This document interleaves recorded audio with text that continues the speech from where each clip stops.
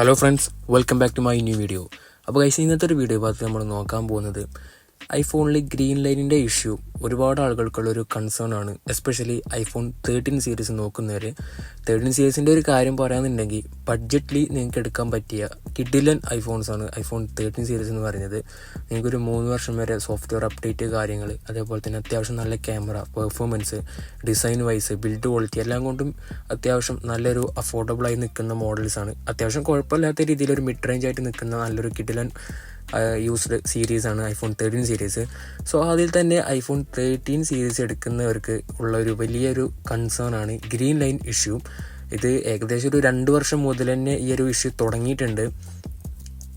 iOS 16.5 to 17 വരെയുള്ള അപ്ഡേറ്റിലാണ് കൂടുതൽ ആളുകൾക്കും ഈ ഒരു ഇഷ്യൂ വന്നിട്ടുള്ളത്.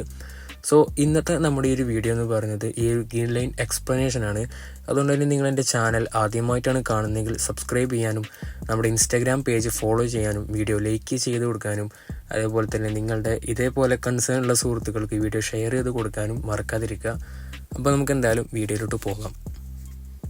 അപ്പോൾ നമ്മൾ ആദ്യം തന്നെ പറയാമെന്നുണ്ടെങ്കിൽ എസ്പെഷ്യലി 13 സീരീസിലാണ് ഈ ഒരു ഗ്രീൻ ലൈനിൻ്റെ ഇഷ്യൂ വന്നിട്ടുള്ളത്. അത് അപ്ഡേറ്റ് ചെയ്തവർക്കും അപ്ഡേറ്റ് ചെയ്യാത്തവർക്കും പെട്ടെന്ന് യൂസ് ചെയ്തുകൊണ്ടിരിക്കുന്നവർക്കും വന്നിട്ടുള്ളത് കേട്ടിട്ടുണ്ട്. സോ അതുകൊണ്ട് തന്നെ നിങ്ങൾ ഐഫോൺ 13 എടുക്കുന്നവർ ഇപ്പോൾ കറൻറ്റ്ലി വാറണ്ടി ഉള്ള ഡിവൈസുകളാണെങ്കിൽ കുഴപ്പമില്ല. അല്ലാത്ത ഡിവൈസുകൾ ഇപ്പോൾ നോൺ പ്രോ മോഡൽസൊക്കെ നിങ്ങൾക്ക് ചിലപ്പോൾ വാറണ്ടിയോടെ കിട്ടാൻ സാധ്യതയുണ്ട്. അല്ലാത്ത ഡിവൈസുകളൊക്കെ നിങ്ങൾക്ക് എന്തായാലും വാറണ്ടി ഇല്ലാതെ തന്നെ കിട്ടുക. പ്രോ മാക്സ് ഡിവൈസുകളൊക്കെ അതിൽ ഞാൻ റീസെൻ്റ്ലി കേട്ടു, അവർക്ക് പ്രോ ഡിവൈസുകൾക്ക് തന്നെ ഡിസ്പ്ലേ ഇതേപോലത്തെ ഇഷ്യൂ വന്ന സമയത്ത് ആപ്പിൾ കെയർ പോയ സമയത്ത് ഫ്രീ ഓഫ് കോസ്റ്റിലെങ്ങാണ്ടോ മാറ്റി കൊടുത്തുന്നുള്ളത്. പക്ഷേ അത് എത്രമാത്രം അഷുറൻസ് ഉണ്ടെന്ന് പറയാൻ പറ്റില്ല. സോ നമുക്ക് ചെയ്യാൻ പറ്റുന്ന ഒരു കാര്യം എന്താണെന്ന് വെച്ച് കഴിഞ്ഞാൽ, നിങ്ങൾ ഐഫോൺ എടുക്കുന്ന സമയത്ത് നിങ്ങൾക്ക് സോഫ്റ്റ്വെയർ പരമായിട്ട് നല്ല കൺസേൺ ഉണ്ടെങ്കിൽ നിങ്ങൾ ഐഫോൺ 13 സീരീസ് എടുക്കുന്ന സമയത്ത് ഡെഫിനറ്റ്ലി iOS 18 അപ്ഡേറ്റ് ആക്കിയ ഡിവൈസുകൾ എടുക്കാനായിട്ട് ശ്രമിക്കുക. എസ്പെഷ്യലി 16.5 to 17 വരെയുള്ള അപ്ഡേറ്റിലാണ് ഈ ഒരു ഇഷ്യൂ വന്നിട്ടുള്ളത്. അത് ഒരുപാട് ആളുകൾ ഈ ഒരു അപ്ഡേറ്റ് ചെയ്തതിന് ശേഷം വന്നതുണ്ട്. അത് സത്യമായിട്ടുള്ളൊരു കാര്യം തന്നെയാണ്. പക്ഷേ ഇതിൻ്റെ കംപ്ലീറ്റ് ഒരു 90% ഈ ഒരു ഡിവൈസുകൾക്ക് വരുന്ന കംപ്ലൈൻറ്റ് എന്ന് പറയുന്നത് ഈ ഡിവൈസുകളുടെ ഹാർഡ്വെയർ പരമായിട്ടുള്ള ഒരു ഇഷ്യൂ കൊണ്ടാണ്. അത് ഡിസ്പ്ലേ ഉള്ള കണക്ട് ചെയ്തിട്ടുള്ള ഒരു ചിപ്പ് പ്രകാരം വോൾട്ടേജിൻ്റെ ഒരു ഫ്ലക്ച്വേഷൻ കാരണമാണ് ഈ ഒരു ഇഷ്യൂ വന്നിട്ടുള്ളതെന്നാണ് നമ്മൾ സെർച്ച് ചെയ്ത സമയത്തൊക്കെ അറിയാൻ സാധിച്ചത്. അതുകൊണ്ട് തന്നെ ഇത് കംപ്ലീറ്റ്ലി ഒരു ഹാർഡ്വെയർ ഇഷ്യൂ ആണ്. എനിക്ക് തോന്നുന്നത് 90% യൂസ്ഡ് ഡിവൈസുകളൊക്കെ ഇത് ഫിക്സ് ആക്കിയിട്ട് ഉണ്ടായിരിക്കുമെന്ന് തന്നെയാണ്. കാരണം ഇത് വന്നിട്ട് ഏകദേശം 2 വർഷം മുമ്പ് എങ്ങാണ്ടാണ് കാര്യമായിട്ട് ഈ ഒരു കംപ്ലൈൻറ്റ്സ് വന്നിട്ടുള്ളത്. അപ്പോൾ അതുകൊണ്ട് തന്നെ യൂസ്ഡ് ഡിവൈസുകൾ നിങ്ങൾ എടുക്കുന്ന സമയത്ത് ഈ ഒരു കംപ്ലൈൻറ്റ് ഫിക്സ് ആക്കിയ ഡിവൈസുകളായിരിക്കാനാണ് കൂടുതൽ ചാൻസ്. ഇനി ഫിക്സ് ആക്കിയിട്ടില്ലെങ്കിലും ഈ ഒരു സംഭവം എന്ന് പറയുന്നത് ഈ ഒരു ഹാർഡ്വെയർ പരമായിട്ട് വരുന്ന ഇഷ്യൂ ആണെങ്കിൽ, ഈ ഒരു വോൾട്ടേജിൻ്റെ ഫ്ലക്ച്വേഷൻ കാരണം വരുന്ന ഇഷ്യൂ ആണെങ്കിൽ, അത് കമ്പാരിറ്റീവ്ലി ഡിസ്പ്ലേയുടെ റേറ്റ് വെച്ച് കമ്പയർ ചെയ്യുന്ന സമയത്ത് ഒരു ചെറിയ എമൗണ്ട് തന്നെ നിങ്ങൾക്കത് ഫിക്സ് ആക്കി എടുക്കാനായിട്ടും സാധിക്കും. സോ നിങ്ങൾ ഡിവൈസുകൾ അപ്ഡേറ്റ് ചെയ്യുന്ന സമയത്ത്, സോഫ്റ്റ്വെയർ അപ്ഡേറ്റ് ചെയ്യുന്ന സമയത്ത് മാക്സിമം നിങ്ങൾ ഐട്യൂൺസ് വെച്ച് കമ്പ്യൂട്ടർ വെച്ചിട്ട് തന്നെ അപ്ഡേറ്റ് ചെയ്യാനായിട്ട് ശ്രമിക്കുക. അതിനുള്ള ഡീറ്റെയിൽ ആയിട്ടുള്ള ഒരു ഉദാഹരണം ഞാൻ ഈ ഒരു വീഡിയോയിൽ കൊടുക്കുന്നുണ്ട്.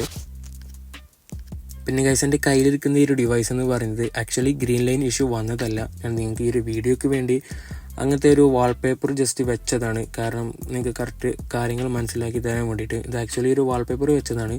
ഇപ്പോൾ ഗൈസ്, ഞാൻ ഒരു എക്സാമ്പിൾ വെച്ച് കാണിച്ചു തരാമെന്നുണ്ടെങ്കിൽ, നിങ്ങളുടെ ഡിവൈസിൻ്റെ സോഫ്റ്റ്വെയർ അപ്ഡേറ്റ് എന്ന ഓപ്ഷനിൽ പോയി നിങ്ങൾ അപ്ഡേറ്റിൻ്റെ ആ ഒരു വിൻഡോ, ആ ഒരു പേജ് ഓപ്പൺ ആക്കി നോക്കുന്ന സമയത്ത് ഡിപ്പെൻഡ്സ് ഓൺ ഡിവൈസുകൾക്കനുസരിച്ച് ഫയൽ സൈസിൽ വ്യത്യാസം വരും. അപ്പോൾ എൻ്റെ കയ്യിലിരിക്കുന്നത് ഐഫോൺ 13 ആണ്.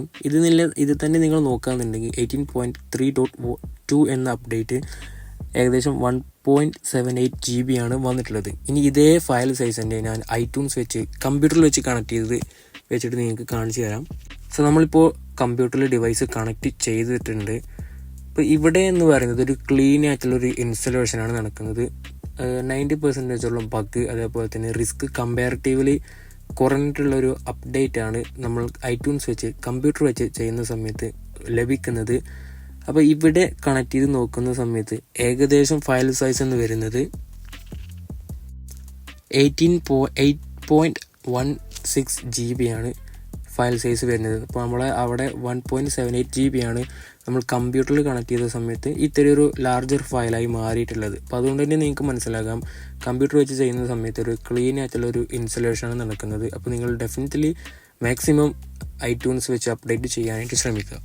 അപ്പോൾ ഗൈസ്, നിങ്ങൾ iPhone 13 സീരീസ് നോക്കുന്നവർ കൂടുതൽ കൺസേൺ ആവേണ്ട കാര്യമില്ല.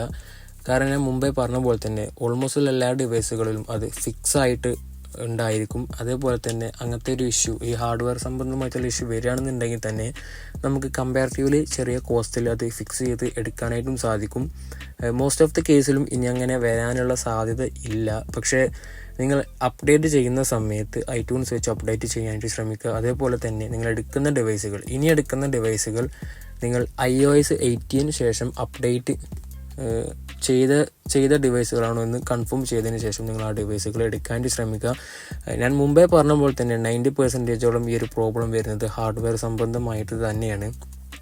അപ്പോൾ ഗൈസ്, ഞാൻ വീഡിയോയിൽ പറയാവുന്ന കാര്യം നിങ്ങൾക്ക് മനസ്സിലായിട്ടുണ്ടാവുമെന്ന് വിചാരിക്കുന്നു.